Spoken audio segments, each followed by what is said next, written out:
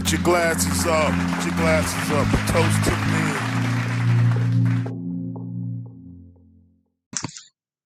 Welcome to A Toast to the Men with your guy, S.D. Booker. Once again, I got a special guest.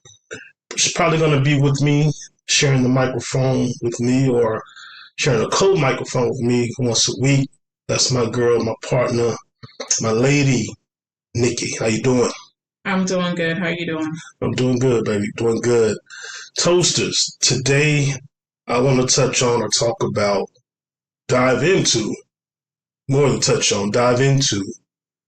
the topic of men never lose your fire. Never stop being a conqueror. What do you think about that topic? I think I'm going to be interested in learning about it, hearing more and understanding where your view is at with it. Okay, all right. So I'll kick it off. So this is something that has been talked about extensively over the years. I've noticed on YouTube or podcasts, and most recently by my guy Immortal Soul. My bad, Immortal Soul. I was just listening to Immortal Minds the other day, but my guy Immortal Soul, that's my guy, talented brother, gifted, in Thailand right now doing this thing. So y'all go check out his page, and he touches on this. He dives into this. But a lot of times when men get into relationships, we'll say monogamous or committed relationships, they lose their edge. They lose the fire in them that attracted that woman to them. They stop conquering, lose that fire. They get lethargic. Some may say lazy. They get comfortable. And they forget their purpose. And that's where the problems start, within themselves and within the relationship. Just from that so far, what do you think? What's your thoughts on that? I think that can be true. I think that there can be a sense of complacency that happens over time in a relationship, and that may cause that to be the case. But I definitely think that's true. That can happen. So, I mean, have you seen that in men you've dated, your brothers, your son, men you know? Have you seen that? Or have you heard women speak on that in regards to their guy? Yeah, I've heard women speak on it, and I've experienced it in previous relationships where that's been the case. So some of that of what has initially attracted me to the person, that went away over time. And that's why I'm interested in kind of hearing your perspective on it, because I don't know that I fully understand why. Like, why is that the case? What causes that to happen? Well, that's an interesting question. It's kind of a loaded question. What are you asking? What causes the man to lose focus, or what causes the woman to lose attraction? No, well, what causes the man to lose focus? Because that's one of our biggest challenges, is to keep things in proper order. And like I tell you guys all the time, the examples are there in the Bible. We can start with Adam and Eve. Adam had a relationship, the masculine. We just say the masculine had a relationship with God, knew his purpose, knew his assignment, knew his job. And Eve came from him. And I believe subconsciously, he wanted to please Eve more than he wanted to please God. He forgot what got him to that point. Now, the thing is, ironically,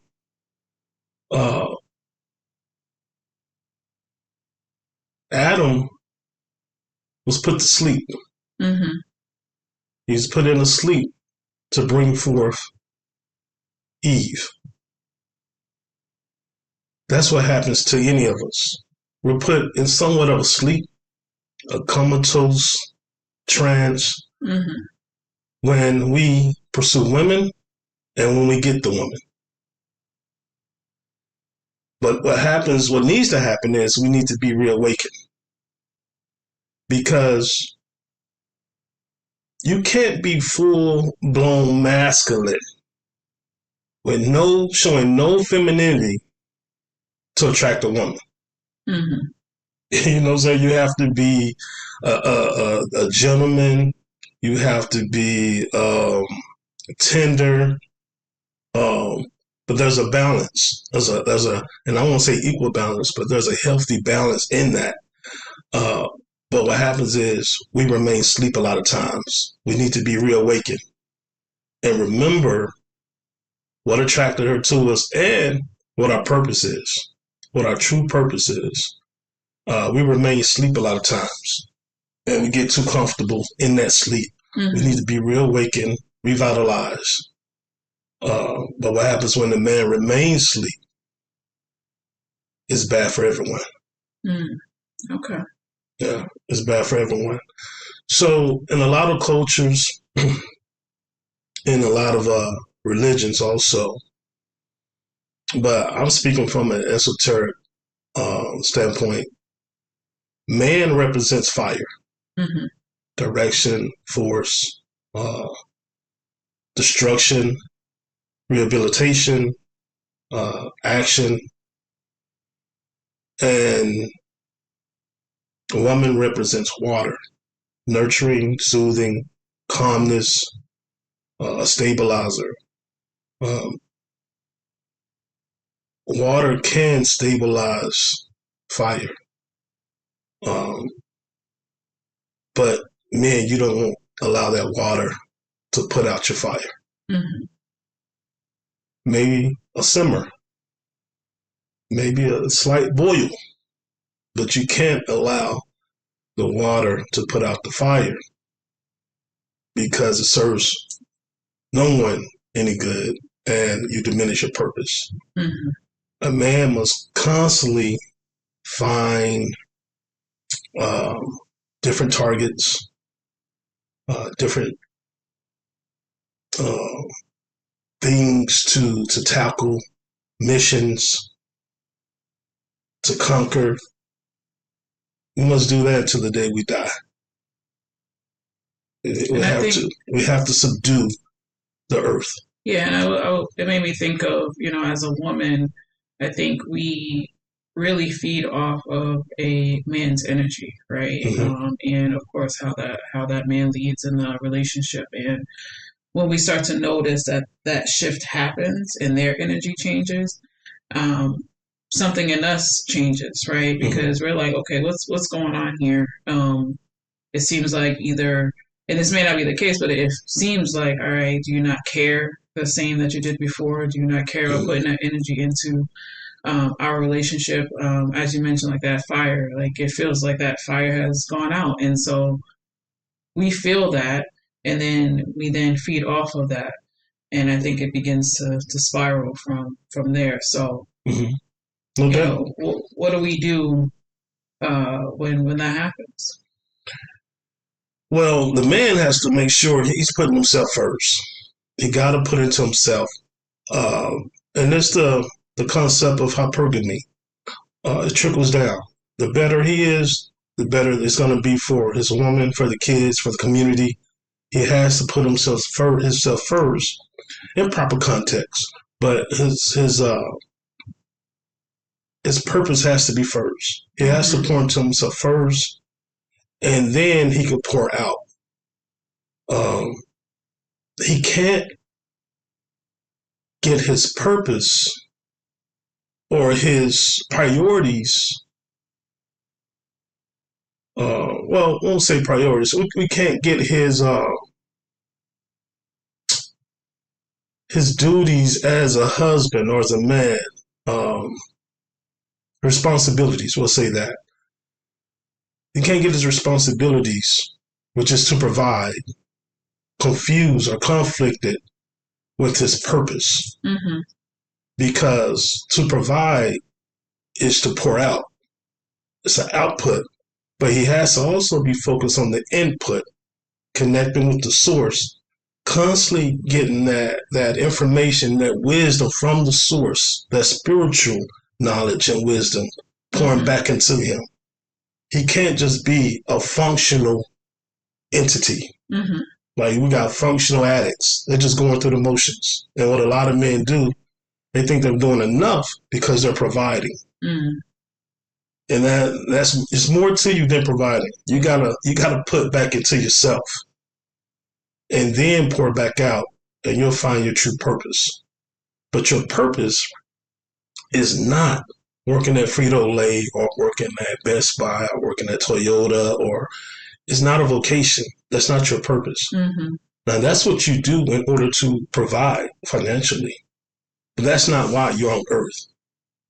And I think men get those two things conflicted. The thing is, it's in a woman's nature, I believe, to try to, and this is a Genesis 2 with Adam and Eve, to try to conquer the man. Because she wants to feel like, this is mine. He's not going anywhere. He's into me. She wants to conquer him. But when she conquers him, she's lost interest. Okay. She's lost interest once she conquers him. He's no longer a challenge. He's predictable. Yeah. She ain't got to worry about nothing. Now, it's good not to have to worry about finances. Don't get it twisted, or where you're going to live, or if you're going to eat or not. That's a good thing. But she should be on her toes to an extent. Yeah. He shouldn't be like, oh, I agree with that. You ain't got nothing going on. You got no motion. Yeah. She should feel like she got a prize and she got to stay on top of her stuff. But I think there's, like you said, there's levels to that too, right? Because as you said, a woman, feeling like she conquers a man.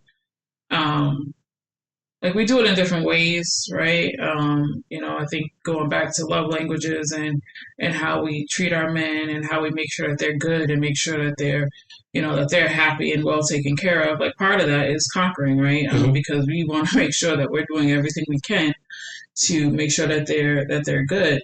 But for ourselves, part of that is remembering that once we've done that, how do we maintain and keep them on their toes, right? Because we have to make sure that we're not saying, all right, well, we've already done everything and we know he's not going anywhere, so now I'm going to let myself go, right? Now I'm not going to do the same things that I did in the beginning to get this man because now I have him. And so now I start slacking, right? So that's important too for women to remember, that is that they also have to make sure that they're continuing to make that man want them as well. Oh, yeah. I don't think with both a man and a woman, winning the relationship cannot be the ultimate prize. Yeah. You have to have a bigger purpose. Because if that's the biggest prize, it stops there. The growth stops as soon as you get in a relationship. If that's the biggest prize, we should continue bettering ourselves and trying to be the best spiritual beings we could possibly be. So it has to be bigger than us. Actually, we should be pushing ourselves and pushing the marriage, the relationship, to be the best it could be, so it could be a shining light to others. Right. So we never want to be the example of complacency, of lethargic, being lethargic or being lazy. Never want to be that example. We want to be a shining light that shows, hey, you keep pushing, even after the relationship, after the marriage, we keep pushing forward to be our best selves. And so, that's when I say it's bigger than us. It got to be bigger than us. So, and it's not just physical, ladies especially, right? Right. Because oftentimes we think of it, oh, okay, well, I got made up and, all this. It's definitely not just physical, because the physical isn't just what got him, because it had to be deeper than that, because otherwise he would have moved on way sooner. So you got to think about taking care of yourself, not just in the physical, But again, how are you continuing to challenge yourself? How are you continuing to grow and to learn and to continue to be the best version of yourself? Yeah, no doubt, no doubt. And you ask, how can we avoid that? I think one thing a woman can do, if she truly loves that man and respects order and respects uh, God, when she sees him getting off track, Mm-hmm. she'll deny her ego insight and tell him you're getting off track from your purpose. I like you being around me. I like you being under me. But your purpose is bigger than me. Mm-hmm. That takes a lot of denying of self for a woman to do that. Yeah. For a woman to do that, that's a different level of self-awareness. Yeah. Yeah. So, and you know this story, and I won't share names, but a place I go to frequently. Me, a gentleman, and a young lady were having a discussion, and we're all regulars, and we're having a discussion, and mainly she was spearheading the discussion, and she was telling the other gentleman, I was right there. She was telling the one gentleman, and we're just sharing. She was saying that she's not uh, into her marriage like she used to be, and that another gentleman asked why, and she's like, well, he doesn't want anything out of life. He's complacent, and he's just good at where he is, and I want to pursue other things and just grow.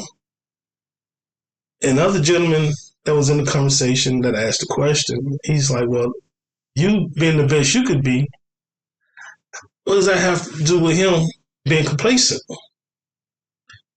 And at the time, I thought, that was kind of relevant and a good question. And she didn't have an answer, but I told her right then, I was like, you're not attracted to him anymore. And she's like, no. And I don't think she's not attracted to him from a spiritual, not a spiritual, physical standpoint, but from a spiritual, an energy standpoint. I believe the gentleman lost his fire. Mm-hmm. He lost his edge. And when that happens, I think she began naturally to be attracted to men she saw that had the edge, that had the fire. And it's the same with men. When we're missing that nurturing or that femininity energy from our woman, it stands out more when we're seeing it in other women outside the home. Right? But that was just interesting for that to take place. And then for me to dive into this, I thought about that. And I think they both have a responsibility. He lost focus on his purpose, the gentleman in question, and she conquered him. She has a strong personality, so she conquered him, and she was no longer attracted to him. But if she respected and understood order and the ways of masculine femininity and the purpose God has over our lives as a couple, she would have denied herself, denied her ego, and said, you know what? Get back to what you were doing before. Get back on your hustle. Get back on your purpose. Get your edge back. Get your fire back. And I'll be all right. Actually, I'll be more than all right because we'll be reconnected like we should be. Yeah, I say we as women, we oftentimes expect men to read our minds, right? we expect y'all to know. Like, it's like, oh, okay, you should know how I'm feeling, what I'm thinking. You should know what the issue is.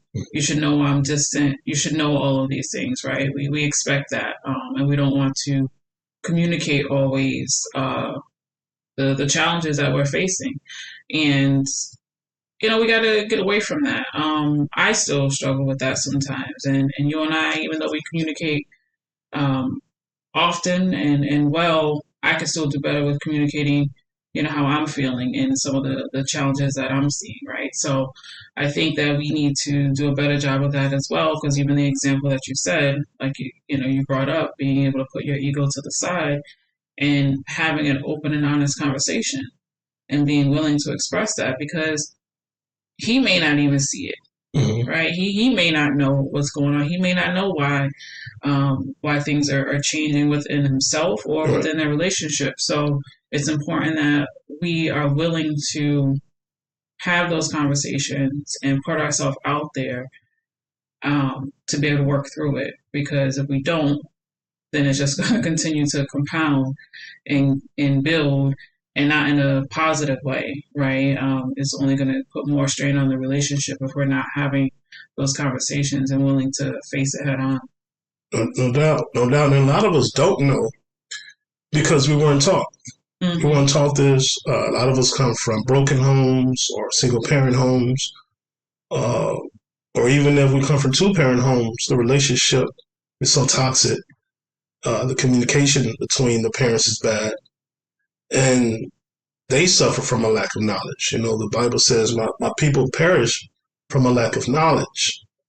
And that's true. And like I was telling you off mic before we started, that we as a people, men and women, have to constantly search for truth and understanding. We have to constantly ask questions, ask ourselves questions, talk to each other, read, listen to the people that walked this earth before us. They've left footprints and fingerprints. Talk to older people. Talk to people that's been in it for a while. They live in libraries. And so we have to constantly do that for growth. And I think most people just wander through life and they just go with the flow. They're functioning entities. No edifying, no challenges, just going through life, Or people will seek out people they know will agree with them. Yes. Right? They'll seek out the easy, right? Like they'll talk to ones that they know are just going to be like, yeah, you're right. Yeah, you're right. Rather than, like you said, seeking that wisdom in people who are truly going to provide that for them. Yeah, they don't want resistance. And so that's why it's good to be around men within reason. I'm not going to be around a bunch of men too long, because I think when you're around anything outside your home too long, key phrase too long, you're asking for trouble. I said, but within reason, you need to be around men, and women need to be around women for that edifying, for that confirmation, not necessarily validation, but just steel sharpening steel. Yeah, for sure. Yeah, and I don't know about women groups, but I know with men groups, cigar spots I go to, definitely steel sharpen steel. We're gonna challenge each other, and you got to be able to support with facts your stance on things. And we learn a lot from each other about ourselves and relationships. So that's a beautiful thing. But isolation for too long is never good for anyone. And a lot of men are isolated. They never are around men, so they don't even know proper etiquette with dealing with men. What's culturally acceptable with dealing with men, and so that's another problem. Yeah, and it's a problem in the relationship. Yeah, but yeah, anything you want to add? No, I think you're spot on with that, and I know you mentioned women, whether or not we do that. I think for women, we have to be even more selective, right, on who we choose to be around, because it can be more challenging. The relationships that we have as women, because women can be catty, right? Women tend to be more competitive, especially towards each other, and even in relationships. So it's really important to really be picky about who you say is your friend, your confidant, who you're going to for advice. Understand what their intentions are, where their heart is, and be mindful of that as you're opening up to them, because what they're giving back to you, right? You're taking that in. So you really want to be mindful of who you're speaking to, and who you're surrounding yourself with. No doubt. No doubt. It might be slightly different with men and women, but yeah, because we're different energies. But I want to end it on this, and I just thought of this. Men, you must be able to check your woman, to correct her, to get her back in line, or aligned with the goal, the purpose. And I say that because the most powerful voice in our ear, who has the most influence on this earth, is our woman in our ear. She has the soothingness of her voice, the nurturing. She has her heart. She has her ear.